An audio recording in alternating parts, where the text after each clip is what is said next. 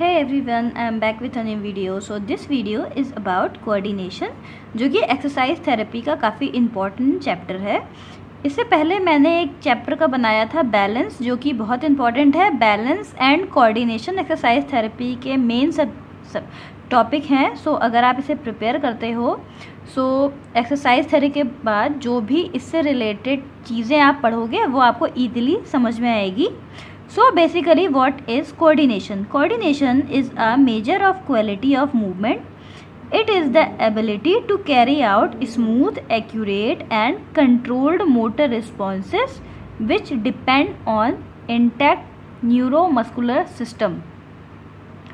Mainly coordination हम ऐसे समझ सकते हैं, जो भी आप नॉर्मली मूवमेंट करते हो, नॉर्मली वॉकिंग का या फिर रनिंग का या फिर किसी सामान को आप उठा रहे हो, कैसे आपकी पूरी मसल्स, आपकी बॉडी कोऑर्डिनेट कर रही है। सो आपकी बॉडी को स्मूथली, एक्यूरेटली और कंट्रोल्ड वे में कोई भी चीज़ को करने में जिसमें मोटर रिस्पॉन्स आपका साथ दे, which depends on intact neuromuscular system, वो है कोऑर्डिनेशन। सो कोऑर्डिनेशन जो मूवमेंट है उसे आप कैसे कैरेक्टराइज कर सकते हो? सबसे पहले direction, distance, muscular tension, speed, timing. इन सब में अगर किसी एक में भी प्रॉब्लम आई, सो आप जो भी नॉर्मल मूवमेंट कर रहे हो उसमें प्रॉब्लम स्टार्ट हो जाएगी। अगर डायरेक्शन का पता ना हो, डिस्टेंस, मस्कुलर टेंशन, स्पीड या टाइमिंग, इसमें से कोई भी एक में प्रॉब्लम हुई, सो कोऑर्डिनेशन में, मूवमेंट में आपकी प्रॉब्लम स्टार्ट हो जाएगी। Coordination deficient occurs when muscle fails to fire in sequence. Nerve conduction activation में अगर ज़रा सा भी देर हुआ, अगर वो फेल हुआ, सो आप कोऑर्डिनेशन में प्रॉब्लम स्टार्ट हो जाएगी। जो आप इंट्रोडक्शन चाहो, सो इसमें से कोई भी पॉइंट आप इंट्रोडक्शन में लिख सकते हो। CNS is unable to direct the movement activity accurately.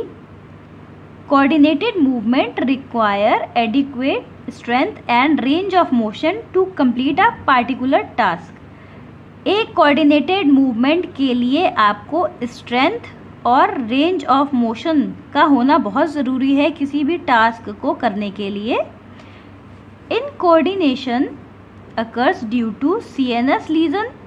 अगर आपके सेरिबेला में या बेसल गैंग्लिया में या डॉर्सल में या पोस्टीरियर कॉलम में लीजन हुआ, चोट लगी, सो ब्रेन के किसी भी इन पार्ट में अगर चोट लगी है, लीजन आया है, सो इनकोऑर्डिनेशन स्टार्ट हो जाएगा। The most common diagnostic condition in which incoordination is seen are Parkinson, cerebellar ataxia, Huntington disease, vestibular dysfunction, cerebral palsy. ये कुछ ऐसे कंडीशंस हैं जिनमें आपको इनकोऑर्डिनेशन दिखने को मिलेगा। अब कौन कौन से साइंस हैं जिसमें आपको इनकोऑर्डिनेशन पता चले? सबसे पहले अगर सेरिबेलर डिसफंक्शन हुआ है, सो उसमें आपको एस्थीनिया, हाइपोटोनिया, डिसमेट्रिया, ये सारी चीज़ें अगर सेरिबेलर डिसफंक्शन है तो आपको देखने को मिलेंगी। अब एस्थीनिया क्या है? Generalised muscle weakness. Hypotonia, hypo और हाइपर, जहाँ भी हाइपो आया है इसका मतलब low, hyper means more, tonia means tone. Muscle में टोन जो है वो अगर कम है, सो हाइपोटोनिया कहेंगे, decrease in muscle tone. Dysmetria, it is impaired ability to जज द डिस्टेंस और रेंज ऑफ मोशन। अगर पेशेंट में एबिलिटी नहीं है डिस्टेंस को जज करने में या ROM जज करने में, उसे हम डिसमेट्रिया कहेंगे। डिसडायडोकाइनेसिया, ये मुझसे वाइवा में पूछा गया था। सो डिसडायडोकाइनेसिया आपको मिलेगा अटैक्सिया में। Impaired ability to perform rapid alternating movement. So dysdiadochokinesia में क्या होगा? अगर आप पेशेंट से कोई भी ऑल्टरनेटिव मूवमेंट करने के लिए कहोगे, वो परफॉर्म नहीं कर पाएगा। जैसे अगर आप पेशेंट को सुपिनेशन, प्रोनेशन करने को बार बार कहोगे, सो वो कंफ्यूज हो जाएगा। जैसे एक ऑल्टरनेटिंग मूवमेंट है, सुपिनेशन, प्रोनेशन, सो उस केस में क्या होगा? जो पेशेंट है वो कंफ्यूज हो जाएगा। ये एक इम्पेयर्ड एबिलिटी है, कोई भी ऑल्टरनेटिंग मूवमेंट वो पेशेंट नहीं कर पाएगा। डिसडायडोकाइनेसिया, जो कि आपको अटैक्सिया में मिलेगा। उसके बाद है ट्रेमर। ट्रेमर आपको काफ़ी सुनने को मिलेगा, जैसे पार्किंसन में बहुत कॉमन है इंटरनल ट्रेमर, पोस्ट्यूरल, और भी बहुत सारे ट्रेमर्स हैं। An involuntary oscillatory movement resulting from alternate contraction of opposing muscle group. Mainly जो ट्रेमर है वो एक इनवॉलेंट्री ऑक्सिलेटरी मूवमेंट है। इनवॉलेंट्री मतलब जो आपके कंट्रोल में नहीं है। अब ट्रेमर में दो पार्ट्स आते हैं, काइनेटिक और इंटेंशनल ट्रेमर, दूसरा है पोस्ट्यूरल और स्टैटिक ट्रेमर। सो बेसिकली अगर ट्रेमर आपके एग्जाम में आता है सो आप चाहो तो उसे डिस्क्राइब भी कर सकते हो दो डिफरेंट ग्रुप्स में। सो काइनेटिक और इंटेंशनल ट्रेमर का मतलब हो गया occurs during voluntary movement of extremity, tends to increase at the end of desired movement और when the speed increase. Mainly जब भी हम कोई वॉलेंट्री मूवमेंट कर रहे हैं अपने अपर या लोअर एक्सट्रीमिटी का, तो उसमें क्या होगा, अचानक से जो भी डिजायर्ड मूवमेंट आप कर रहे हो, अगर आप नॉर्मली वॉक करने की कोशिश कर रहे हो तो उसमें क्या होगा, अचानक से आपकी जो स्पीड है वो इंक्रीज हो जाएगी। वो है आपका काइनेटिक और इंटेंशनल ट्रेमर। दूसरा है पोस्ट्यूरल और static tremor. It is observed back and forth oscillatory movement when an individual tries to maintain standing posture। जैसे कि पार्किंसन में अगर पेशेंट एक स्टैंडिंग पोस्चर चाहे ट्राई करेगा तो उस केस में क्या होगा, जो पेशेंट है उसमें ऑक्सिलेटरी मूवमेंट स्टार्ट हो जाएगा बैक एंड फोर्थ का। आपने देखा होगा, कभी भी आपने अगर पार्किंसन का पेशेंट देखा होगा तो उसमें आपको पिल रोलिंग मिलेगी या फिर तो नॉर्मली ट्रेमर मिलेगा, जिसमें पेशेंट जो है वो बैक फोर्थ मूवमेंट करता है, वॉकिंग में भी करेगा, उसके पूरे एक्सट्रीमिटीज़ में भी आपको देखने को मिलेंगे tremor. So dyssynergia it is the movement decomposition which is described as a movement performed in a sequence of component part rather than a single smooth activity। जो डिसएनर्जिया है ये मेनली 4 टाइप के होते हैं, जैसे कि आपके एक टाइप है पेल्विक फ्लोर डिसएनर्जिया, जिसमें कि जो पेल्विक फ्लोर की मसल्स हैं वो वीक हो जाती हैं। इस केस में क्या होता है कि हम उन्हें कीगल एक्सरसाइज या बर्ड डॉग एक्सरसाइज या फिर तो आप जो ब्रिजिंग एक्सरसाइजेस करवाते हैं वो सब हम इनमें करवाते हैं। अब है rebound phenomena of Holmes. Normally when application of resistance to a isometric contraction is suddenly removed, the limb will remain in approximately same position. This ability get impaired with cerebral dysfunction। जितना भी मैं आपको बता रही हूँ इस video में, exam में आप चाहो तो उसमें से सेलेक्टिव जो जो आपको लगे कि आपको याद रहेगा एग्ज़ाम में, आप वही चीज़ें उठाइए, वही चीज़ों को आप लिखिए जो कि आप एग्ज़ाम में याद रहे आपको। जैसे कि निस्टैग्मस है, आपने अगर किसी भी सेरेब्रल पाल्सी के पेशेंट को देखा होगा तो उसमें आपको निस्टैग्मस ज़रूर मिलेगा किसी किसी केस में। जैसे कि आपकी जो एथेटॉइड टाइप होते हैं, जैसे सीपी के नॉर्मली 5 टाइप होते हैं, स्पास्टिक, एथेटॉइड, एटैक्सिक, तो एक मिक्स्ड भी होता है। सो निस्टैग्मस जो है वो आपको मिक्स्ड में भी मिलेगा। उसमें क्या होता है, जो पेशेंट की आई बॉल आप देखोगे तो वो एक ऑक्सिलेटरी मूवमेंट करते हुए दिखेगी। जैसे हम लोगों में आई बॉल स्टेबल रहती है, बट कुछ पेशेंट्स में जो आई बॉल है वो आपको ऑक्सिलेटरी मूवमेंट करते हुए दिखेगी, जिसको हम निस्टैग्मस कहते हैं। याद रखिएगा ये, क्योंकि वाइवा में भी निस्टैग्मस पूछा जाता है। उसके बाद है dysarthria, disorder of motor component of speech articulation characterised by slow, slurred, hesitant, inappropriate pauses and prolonged syllabus। So normally dysarthria ये है रिलेटेड आपके स्पीच से। पेशेंट क्या करेगा इस केस में, जैसे कि आपको देखने को मिलेगा, ये एक पार्किंसन में भी ये देखने को मिल सकता है, जिसमें कि जो पेशेंट है वो जो आर्टिकुलेशन करते हैं, जो वर्ड सेंटेंस फॉर्मेशन करते हैं वो स्लो रहेगा, स्पीच स्लर्ड रहेगी और बोलते बोलते बीच में वो पॉज लेगा। ये है आपका डिसअर्थ्रिया। इसके बाद है गेट डिसऑर्डर। आपको गेट डिसऑर्डर मिलेगा जैसे कि wide base of support. Signs of basal ganglion lesion. ये इसका एग्जाम्पल है पार्किंसन। इसमें सबसे पहले है bradykinesia. Brady means slow, kinesia means movement. There is a slowness of movement manifested by decreased arm swings, slow shuffling gait, lack of facial expressions, difficulty in intonation and changing direction of movement or in stopping a movement once begun। ब्रैडीकाइनेसिया का मतलब आप ये समझ सकते हो, जो patient है उसके मूवमेंट में स्लोनेस आ जाएगी। दूसरी, जो आर्म हम नॉर्मली वॉक करते करते आर्म स्विंग करते हैं, इन पेशेंट्स में वो डिक्रीज हो जाएगी। नॉर्मली शफलिंग गेट का मतलब ये होता है, जो पेशेंट है वो स्मॉल स्टेप्स लेता है, स्पीड बढ़ जाती है, जिसकी वजह से वो जल्दी जल्दी चलता है, शॉर्ट स्टेप से चलता है और वो उसकी वजह से गिर जाता है। Lack of facial expression, normally जैसे हम फेशियल एक्सप्रेशन देते हैं, स्माइल करना, सैड होना या हैप्पी होना, इन पेशेंट्स में वो फेशियल एक्सप्रेशंस जो हैं वो क्लियरली नहीं दिखेंगी। डिफ़िकल्टी इन इनिशिएटिंग और चेंजिंग डायरेक्शन ऑफ मूवमेंट, जैसे कि हम नॉर्मली चलते चलते अगर हमसे कहा जाए बैठने को, हम नॉर्मल है हम बैठ जाएंगे, लेकिन पेशेंट में अगर कोऑर्डिनेशन की प्रॉब्लम है, पेशेंट में अगर इनकोऑर्डिनेशन है, अगर आप उन पेशेंट में कहेंगे कोई भी डायरेक्शन चेंज करने के लिए या मूवमेंट चेंज करने के लिए, तो वो पेशेंट नहीं कर पाएंगे, उन्हें प्रॉब्लम होगी। अगर वो पेशेंट ने कोई भी मूवमेंट स्टार्ट किया है तो उसको रोकने में भी उन्हें प्रॉब्लम आएगी। यह है ब्रैडीकाइनेसिया। फिर है rigidity.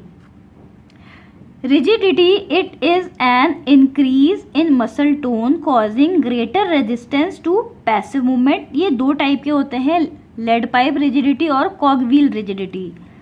Lead pipe rigidity is a uniform constant resistance throughout range of motion, और cogwheel is characterised by grip and relaxation when the extremity is moved passively.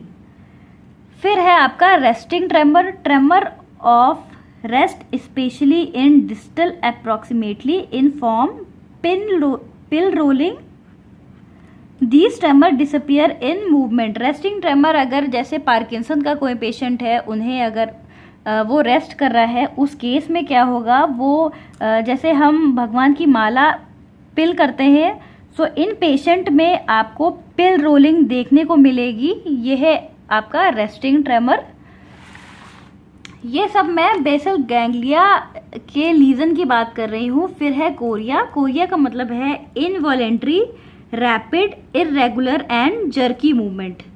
यह है आपका कोरिया। दूसरा है एथिटोसिस। एथिटोसिस मतलब slow involuntary twisting worm like movement usually seen in distal part of upper extremity। Athetosis जो है वो normally slow involuntary twisting है, जिसमें कि आपके अपर एक्सट्रीमिटी के डिस्टल पार्ट में बहुत देखने को मिलेगा एथिटोसिस। फिर है dystonia, twisting bizarre movement caused by involuntary contraction of axial and proximal muscle of extremities. Hemiballismus, ये सब कुछ ऐसे शॉर्ट फॉर्म है, ये ऐसे जो आपके वेरी शॉर्ट आंसर्स में काफ़ी आते हैं।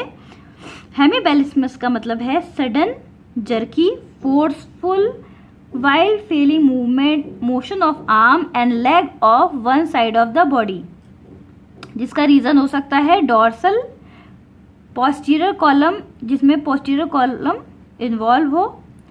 आपको इसमें रोम्बॉक्स साइन भी मिलेगा। रोम्बॉक्स साइन का मतलब ये हो गया, पेशेंट से अगर आप नॉर्मली स्टैंड खड़ा करेंगे आंखें बंद करके तो वो नहीं हो पाएगा, इसका मतलब वो पॉजिटिव रोम्बॉक्स साइन है। अब गेट डिस्टर्बेंस क्या क्या मिलेगी, walking with an audible sound by foot to compensate for proprioceptive loss by auditory feedback. अब कौन कौन से ऐसे टेस्ट हैं जिनसे आप इनकोऑर्डिनेशन पता कर सकते हो। Presence of incoordination is tested by equilibrium test, जिसे हम स्टैंडिंग और वॉकिंग पोजीशन में करेंगे, और नॉन इक्विलिब्रियम टेस्ट जिसको हम सिटिंग पोजीशन में करेंगे। ये आप चाहो एग्जाम में लिख सकते हो, इंपॉर्टेंट है। इक्विलिब्रियम टेस्ट में क्या क्या आ जाएगा, during standing in normal posture with feet together, narrow base of support. जैसे कि पेशेंट को आपको नॉर्मली पैर चिपका के खड़ा रहने के लिए कहना है। उनका जो बेस ऑफ सपोर्ट है वो नैरो होना चाहिए, पैरों के बीच में गैप नहीं होना चाहिए। या आप उन्हें टेंडम स्टैंडिंग भी कह सकते हो। टेंडम स्टैंडिंग का मतलब एक फुट के जस्ट सामने दूसरा फुट हो, one foot directly in front of other foot. ये है आपका टेंडम स्टैंडिंग। फिर है आपका between forward trunk flexion and neutral position, laterally flex trunk to each side with eyes closed. ये सब आप स्टैंडिंग में टेस्ट करवा सकते हो, जिससे आप पता कर सकते हो कि उसके कोऑर्डिनेशन में प्रॉब्लम है कि नहीं है। फिर है वॉकिंग। वॉकिंग में आपको टेंडम वॉकिंग कराना है। टेंडम का जस्ट मैंने अभी मतलब बताया, एक फुट के आगे जस्ट दूसरा फुट रखना है आपको, इसी में आपको वॉक कराना है पेशेंट को। एक फुट के आगे दूसरा फुट, फिर एक फुट के आगे दूसरा फुट। ये हो गया आपका tandem walking. Along a straight line, अगर एक लाइन खींचेंगे आप, पेशेंट से कहेंगे इसी लाइन पे ही आपको चलना है, तो वो पेशेंट नहीं चल पाएगा।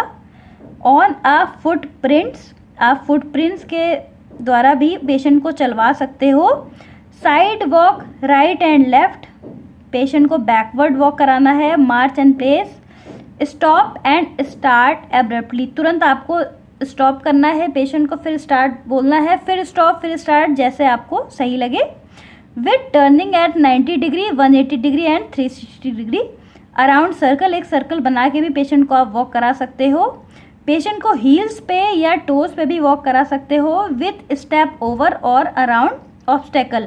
पेशेंट को अगर आप चलवा रहे हो तो बीच बीच में आप चाहो तो बॉल रख दो या फिर तो कोई टॉय रख दो, जिसकी वजह से एक ऑब्स्टेकल आ जाए, पेशेंट जो है वो उसके ऊपर से स्टेप ओवर करके चले, या फिर तो डिफरेंट स्पीड।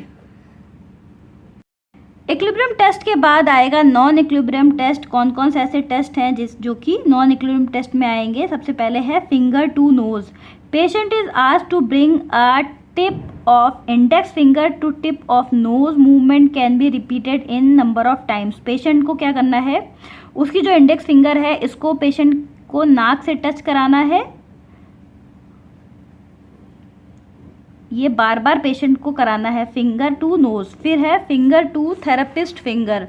आप सामने फिंगर रखोगे, पेशेंट से कहोगे इस फिंगर को टच करना है, वापस से टच करना है। ये फिंगर टू फिंगर, ये सब आपके नॉन इक्विलिब्रियम टेस्ट में आएंगे।